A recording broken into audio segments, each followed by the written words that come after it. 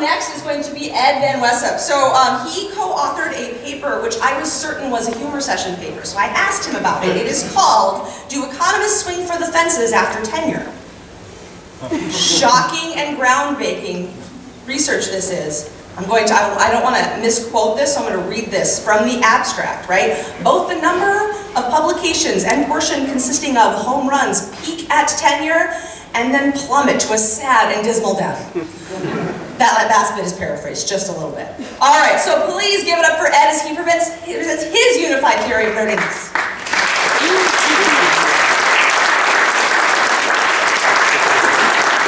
All right, thanks so much. Yeah, that tenure paper was very depressing. We were kind of hoping, we sort of knew people stopped publishing after tenure, and we were hoping that people would maybe focus on really big ideas and sometimes hit home runs. We spent 2 years collecting data, we cleaned it. I mean, it was a huge, huge exercise. And what we found was that it's just not true at all. Not only do people publish less and less after tenure, but the number of great papers they write gets fewer and fewer for 10 years straight after. It is strictly monotonic, and it is depressing. So I'm sorry it turned out that way. I'll tell you, presenting that paper, people do not like to hear it, especially tenured people. All right, so this is called a unified theory of nerdiness. So this may or may not be funny. I guess we'll find out. I'm hopeful but not optimistic. It all started when I was 19 years old. This was my mentor, Ignacio Palacio Suerta. I was at Brown University, I was a sophomore, and this is the story of how he made me into the economist that I am today. So I was taking his finance class, sophomore year. It was the spring of 2000, which were very heady days back then. It was pre-tech bubble popping and all that. And he was teaching me finance. And I was actually a very active stock trader in those days. I don't know if you guys remember. This is where things stood at the very first day of my class with him. Now, needless to say, I had made a reasonable amount of money in my stock trading. Also, needless to say, it was all due to my effort and intelligence. Right? It had absolutely nothing to do with what you see on that screen. Now, Professor Palacio Suerta was teaching us all about the efficient market hypothesis. Now, he's a Chicago guy. He was a Gary Becker student. But as you can imagine, Chicago guys tend to be fans of the theory. As you can also imagine, as a 19-year-old male who had made money in the stock market, if a theory tells me that there's no way I can do better than anyone else in the stock market, I'm not really likely to buy that theory. And indeed, I did not. And furthermore, you know, I sort of wanted to do a career in finance. I wanted to be like a trader, or I'd work at I don't think hedge funds were a big deal then, but I don't even recall what I thought. But somehow, I wanted to be involved in making a lot of money by doing stuff with money. And, you know, if efficient markets are right, there are all these people who make tons of money by managing other people's money and provide absolutely no service at all to their clients, right? And, you know, my view at the time is this is what I want to do, and he's telling me basically that Wall Street is completely immoral. And that was depressing. I mean, Wall Street could not possibly be that immoral, right? It was just completely implausible. So at any rate, I sort of had an agenda, and I wanted to prove that the efficient market theory was wrong. So this is what my 19-year-old self did.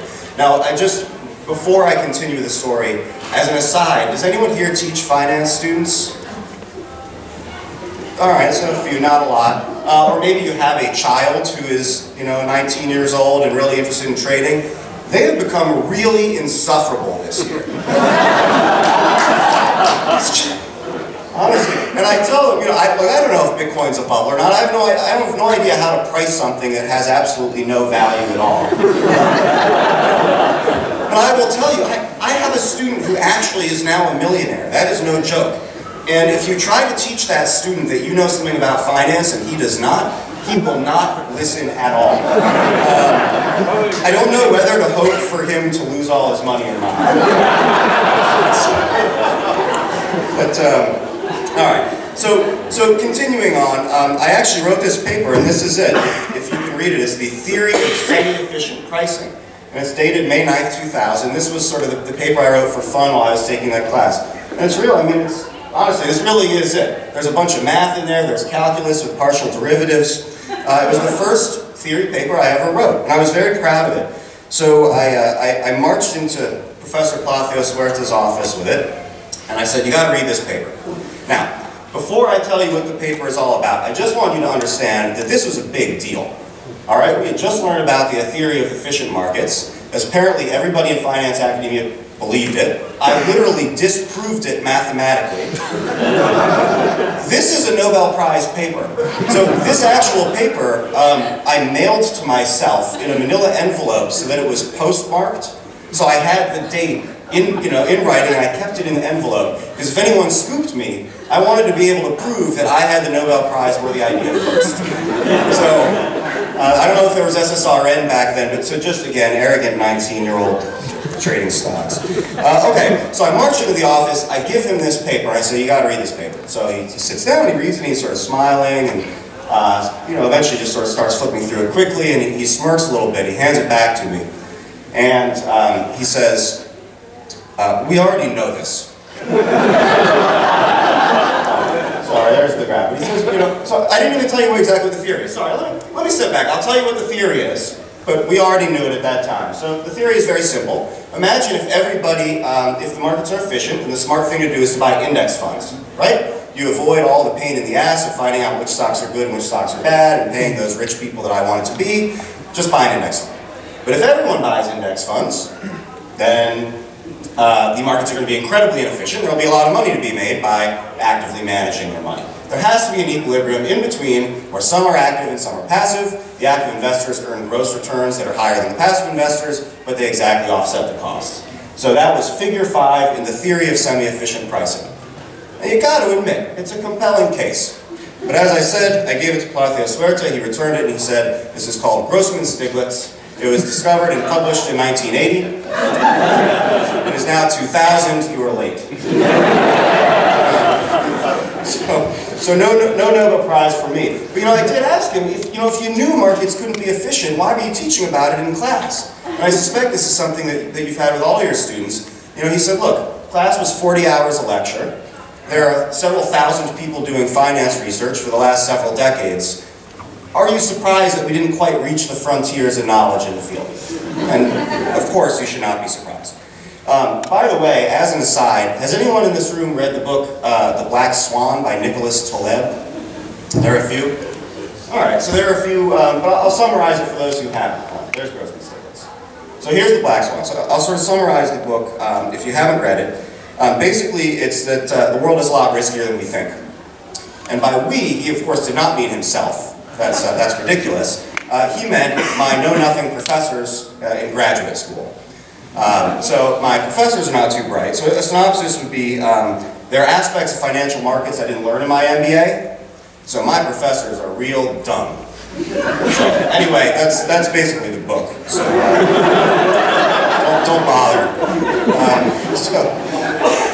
Alright, so the title of this talk was A Unified Theory of Nerdiness, and as you can see, we are not there yet. I've kind of gone all Alice's Restaurant on you. So, just as a final aside, and then I'm going to get to the actual talk.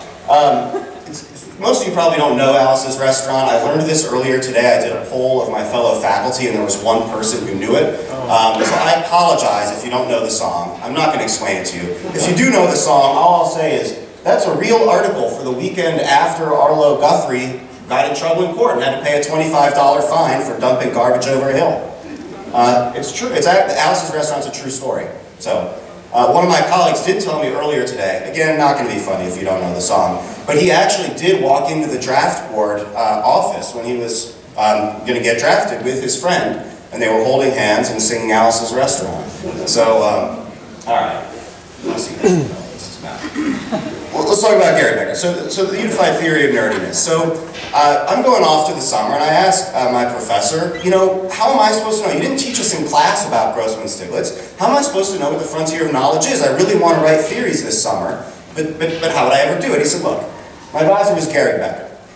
I suggest you try to do what he did, which is ridiculous. But it's ridiculous for anybody to try to do what he did, but especially a 19-year-old. But he said, what Becker did is he took economic logic and he applied it to questions that nobody knew they could be applied to. And the nice thing there is probably nobody's done it before. So go look for that type of question. And he also printed off sort of a Becker's greatest hits. It was like a stack of papers about this big, and he put them in a box, and that was my summer reading.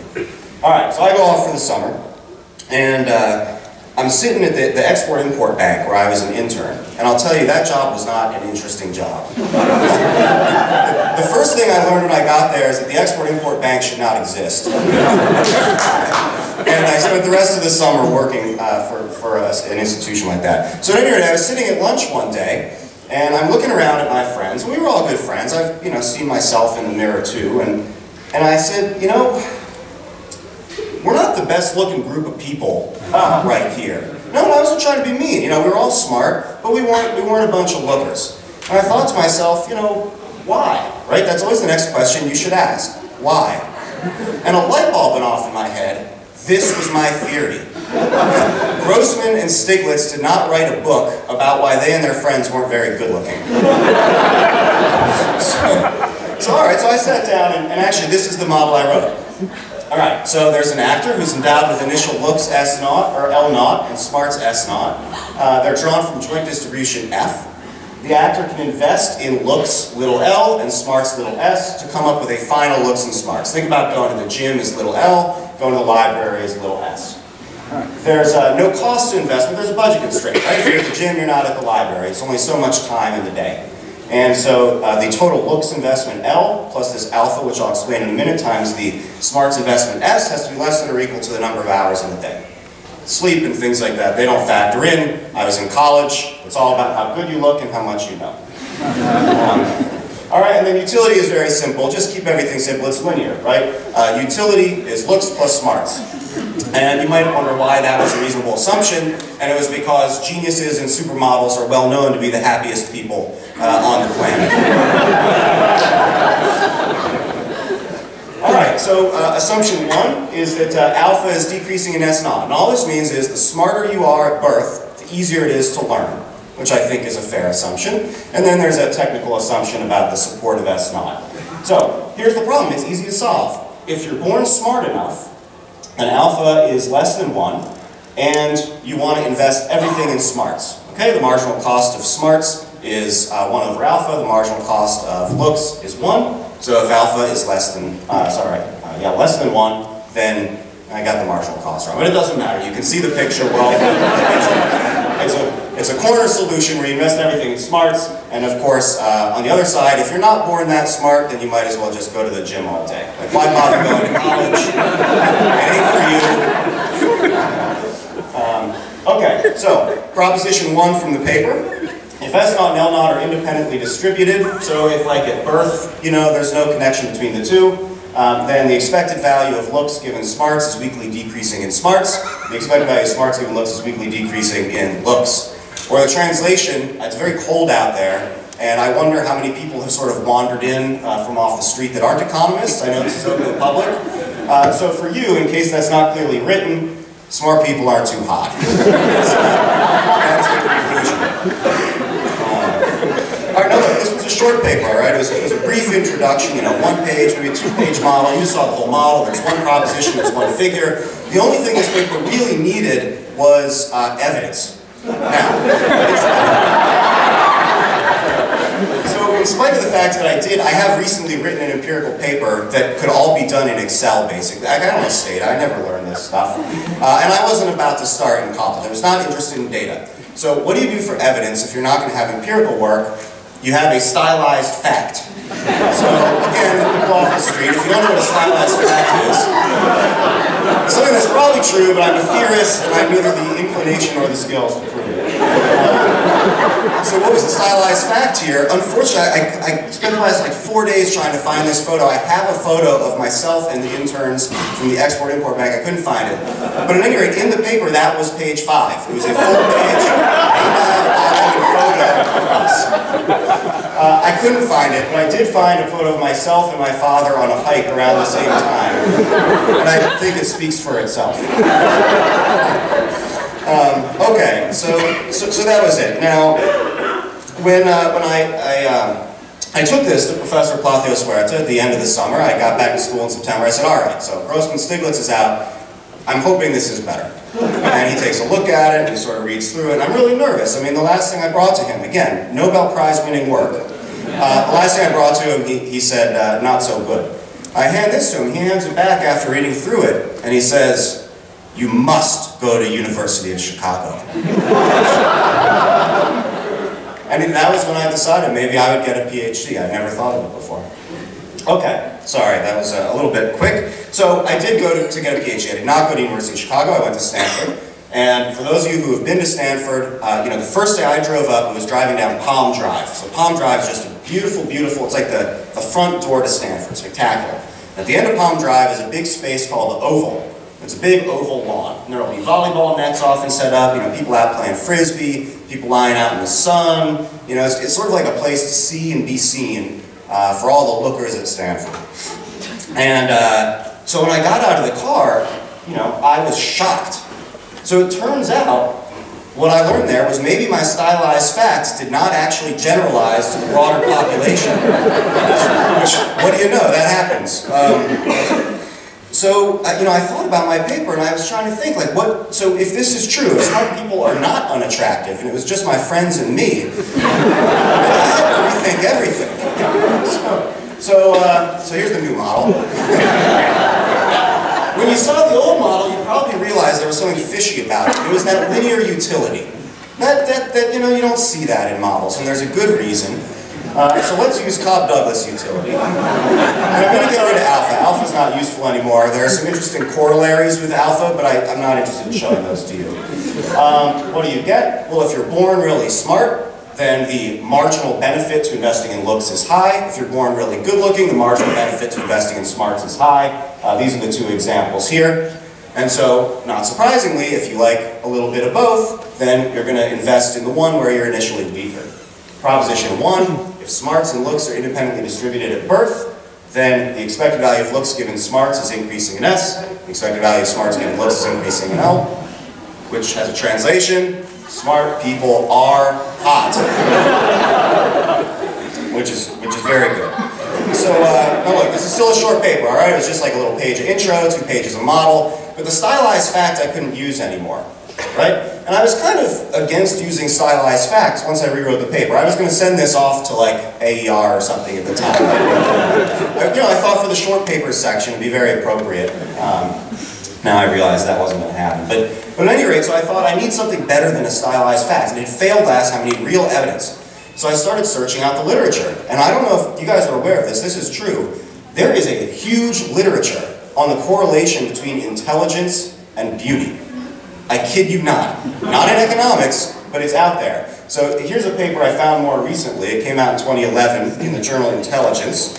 And attractive children are more intelligent by 12.4 IQ points. The association remains significant, net of a large number of control variables for social class, body size, and health. There you go. That's real evidence that smart people are good looking. So I have a theory and I have evidence. Now, recently when I was revisiting this, just for this talk, I thought to myself, would an economist believe this is evidence? It's a correlation, but I don't see any sort of causality. The model says something about causality, right? If you're born really smart, you want to invest in looks. So what we really need is some sort of natural experiment where, you bonk a bunch of guys on the head and you see if they stop brushing their teeth or something like that. But, we don't have that experiment. So here's what I thought I would do. I'm still considering, there's this new AER Inquiries journal, and I think this actually might be nice for the inaugural issue. So I'm just going to take a picture right here. In case I want to go back to a stylized fact, I've got it. Smart people are good looking. Thank you.